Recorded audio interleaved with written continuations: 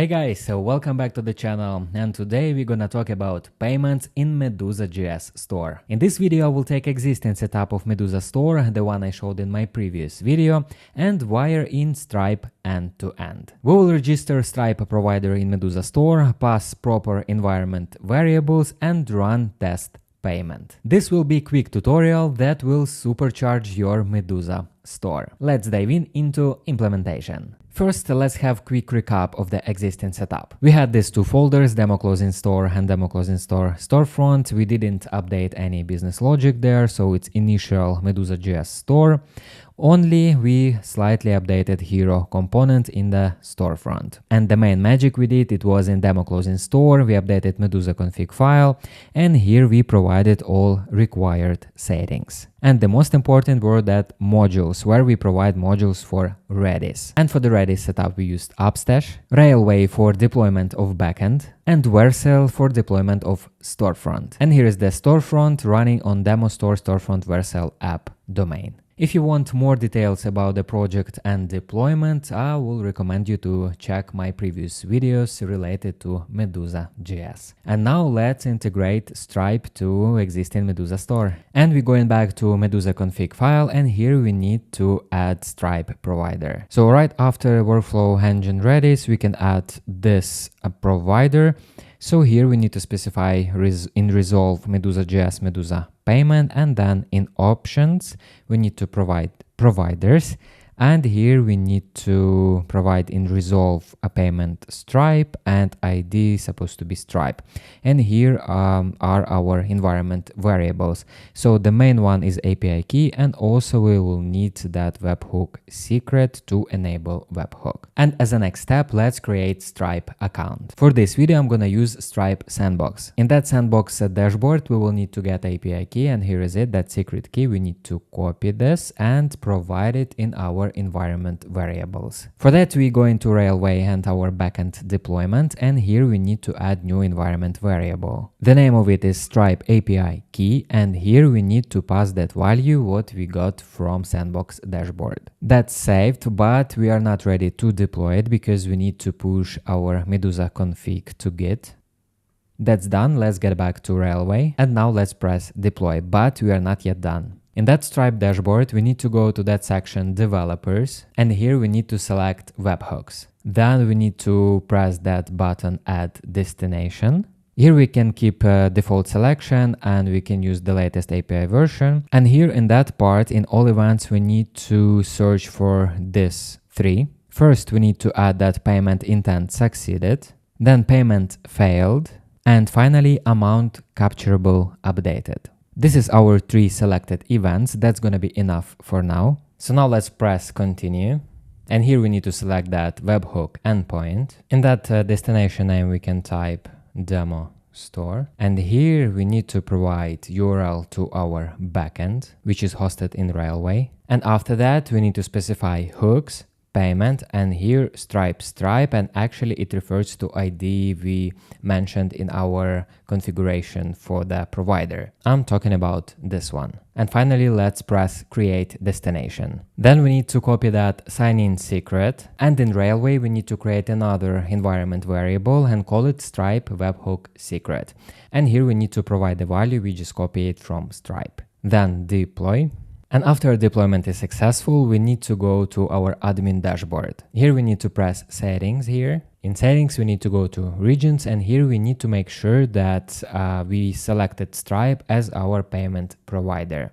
To do that, you need to click here, edit, and in that section, you can select the payment provider. So we can see that it is selected, so we can proceed further. And in our store settings, we can see that our default region is Europe and default currency is USD.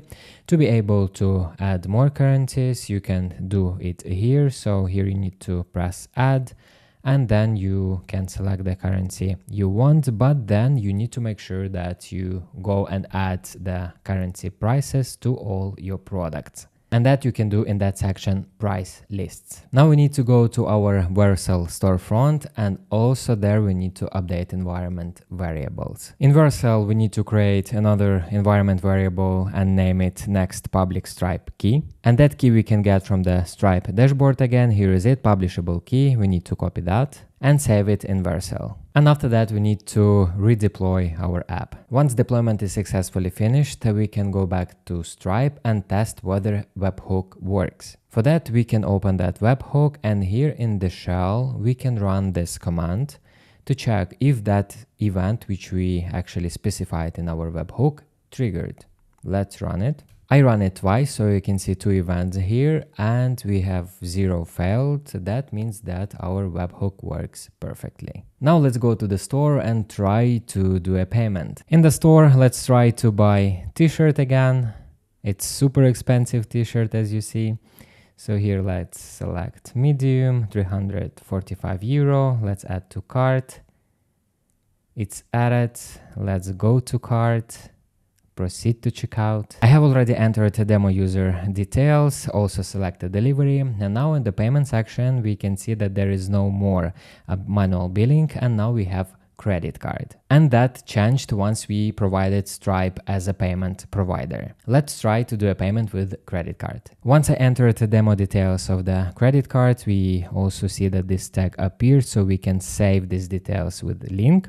But let's press continue to review. And before we press that button, let's go and check my current balance of Stripe account. I already did some testing, so it is showing that the balance is 137 dirhams.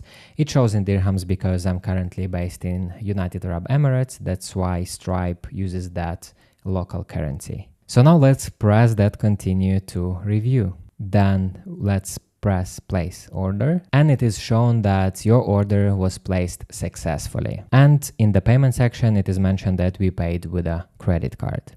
Now let's go to Stripe account and check whether it appeared there. And for that, we need to go to transactions section, and here we can see that payment of 355 euros. And probably you will ask what this uncaptured mean. By default, Medusa v2 Stripe integration sets capture method to manual, and then Medusa captures it automatically once order is completed. So until that capture happens, Stripe will show it as uncaptured. And in admin store, we can see that this order also logged here and payment mentioned as authorized. Then in admin, we can click on that order, and here you can see that we have that payment is ready to be captured. And now we need to press that button to do this capture. Let's press it, confirm. So now it is mentioned captured. Let's go back to Stripe and check that out. And we see that now it is succeeded. So let's go to the main dashboard. And we see that the total balance changed to 1,595.